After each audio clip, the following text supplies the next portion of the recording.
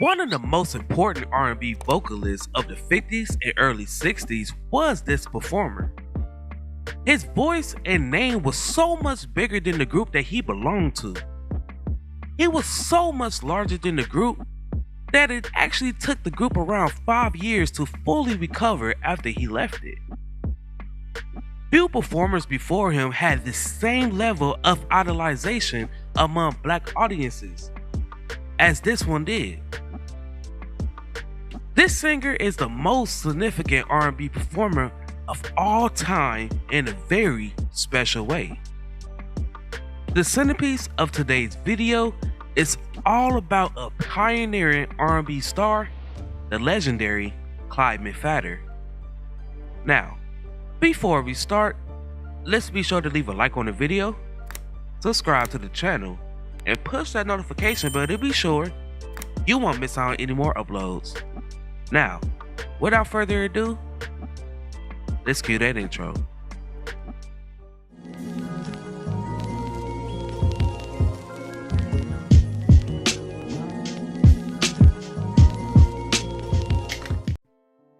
Born Clyde Lindsay McPhatter on November 15, 1932 in Durham, North Carolina.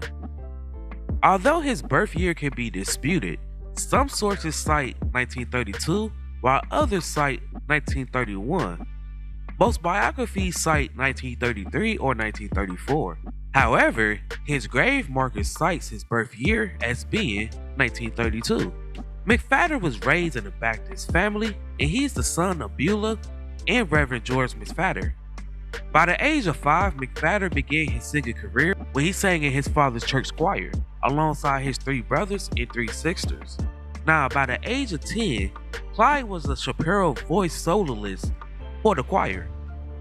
In 1945, Reverend McPhatter moved his family to Teaneck, New Jersey, where Clyde attended and graduated from Chelsea High School. McPhatter worked as a grocery store clerk part-time while still in high school.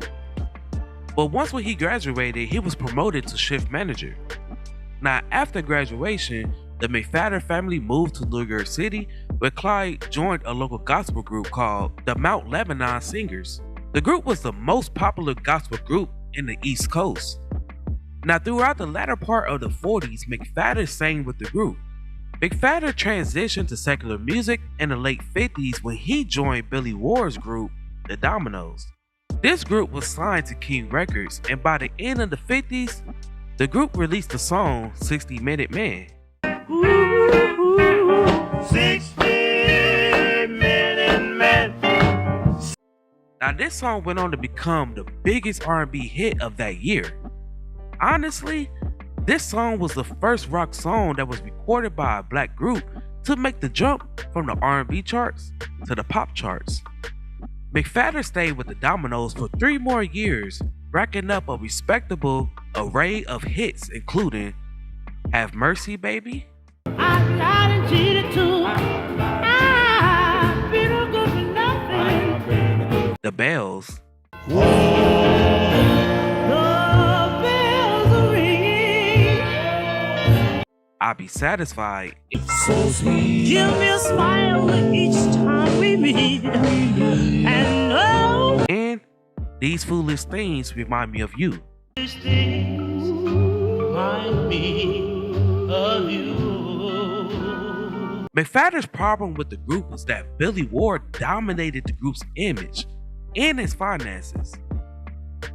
Ward had his name in the front end of the billing and collected all of the group's profits.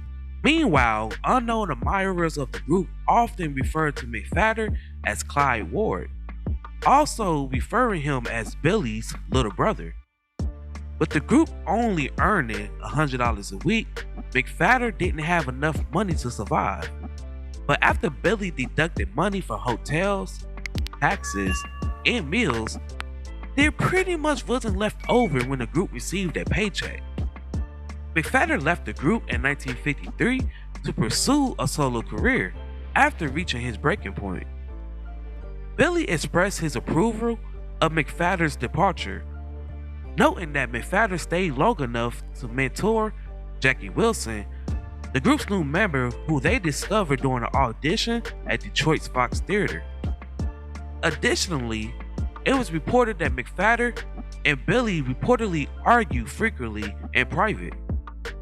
Even though they didn't always agree, McPhatter was always willing to publicly voice his gratitude for Billy giving him a chance at success. How did you get started out in this game, Clyde? Choir singer in New York, and there was a gentleman by the name of Billy Ward who was starting a group then, and he had heard of my singing, and so he asked me to come down for an audition. And I auditioned with the group, and of course I was accepted as the lead singer with that group, and that was the beginning of it all. Armac Erdogan, the founder of Atlantic Records, and Jerry Wexler noticed that McPhatter was missing from an appearance with the Dominoes. This caused them to go looking for him. Once they found him, they signed McPhatter to Atlantic Records right away. However, McPhatter only agreed to the contract once he was given a clearance to start his own group. Quickly after, McPhatter put together a group that he dubbed the Drifters. Most of the group was former members of the Mount Lebanon Singers. In June of 1953, the group released the single Lucille. Haven't got a word to say. Now, although McPhatter wrote the song, the group didn't have the sound that the label was seeking. The group was on the verge of getting let go, but McPhatter convinced the label to give him another chance. So, he reformed the Drifters with all new members. This new form of the group went on to release a string of hits including Money Honey, Money Honey, Money Honey. Such a Night, The night was alive with stars above. When she kissed, Honey Love, I need it when the moon is bright. I need it when you hold me tight. White Christmas, Children, listen to hear sleigh bells. and What You Gonna Do. Yeah, you're so pretty. You're so pretty. Lordy, look at there. Look there, look there. Just Clyde McPhatter and the Drifters was the original name of the group. Eventually, they went on to become the Drifters, featuring Clyde McPhatter. In late 1954, McPhatter was drafted into the military, where he was assigned to special services on the continental United States, which allowed him to continue to record. Following his tour of duty, McPhatter left the Drifters to pursue a solo career. Now, despite frequent changes in the leadership, the Drifters kept making records and enjoyed their popularity. Upon his departure from the Drifters, McPhatter sold his shares of the group to the group's manager, George Cherwell.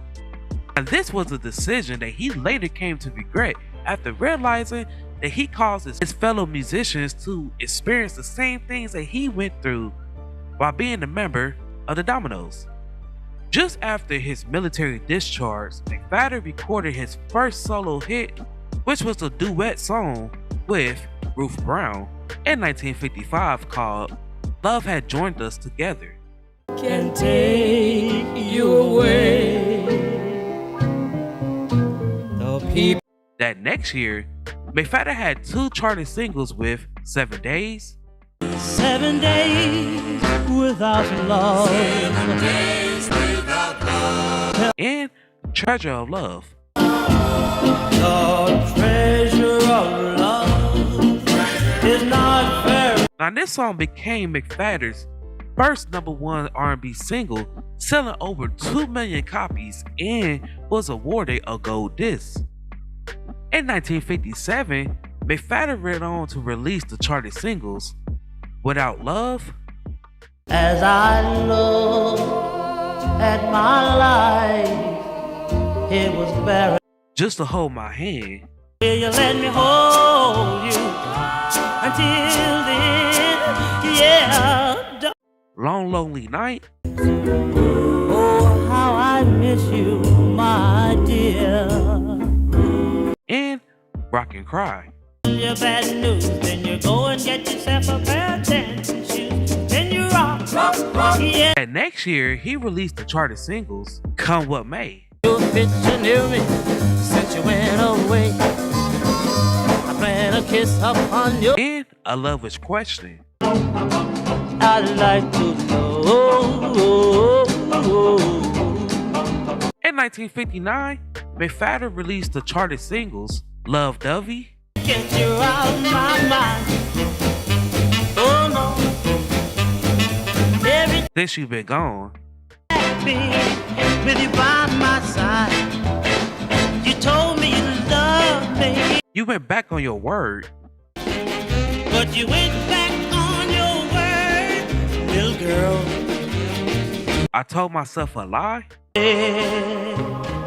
I had no care.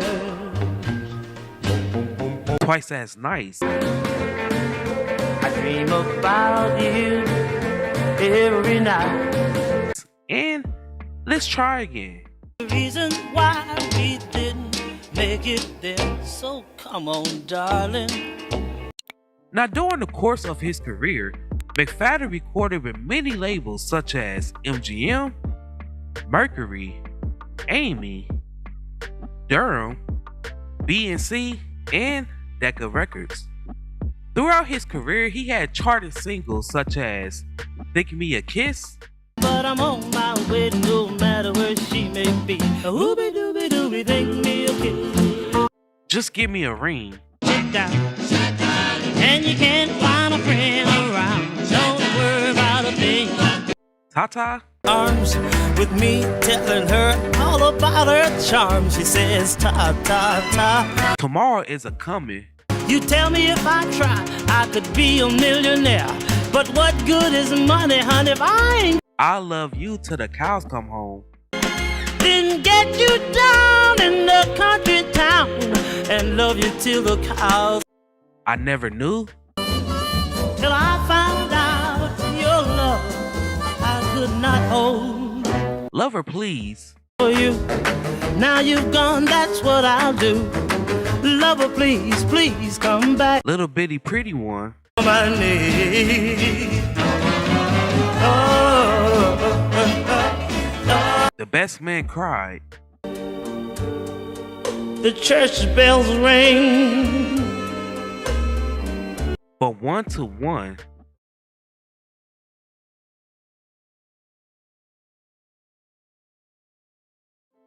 Deep in the Heart of Harlem, I feel a tenement coming alive. Another working day. and Crying Won't Help You Now. No, no, no.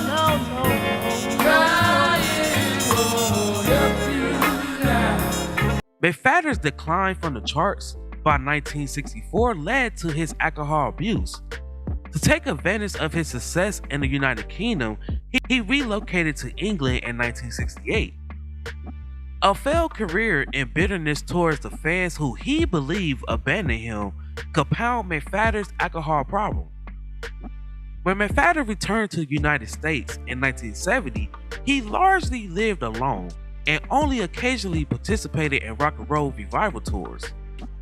Sadly, McPhatter passed away on June 13, 1972 at the age of 39 from complications of heart, liver, and kidney disease that was brought to him by alcohol abuse. McPhatter was a father of two, who he had one daughter to one woman and a son with vocalist Ruth Brown. It was long believed that McPhatter and Brown had a long-standing relationship, but they always denied it when they had a chance. It didn't come out till many years later that they indeed did have a relationship and McPhatter fathered her son. The United States Postal Service released a stamp in McPhatter's honor in 1993. He was also inducted into the Rock and Roll Hall of Fame in 1987. The Vocal Group Hall of Fame inducted the original Drifters in 1998, and McPhatter received an induction into the North Carolina Music Hall of Fame in 2009. Now, before we go, I have a question for you all. What is your favorite song from Clyde McPhatter? Also, what is your favorite song from the Drifters and the Dominoes?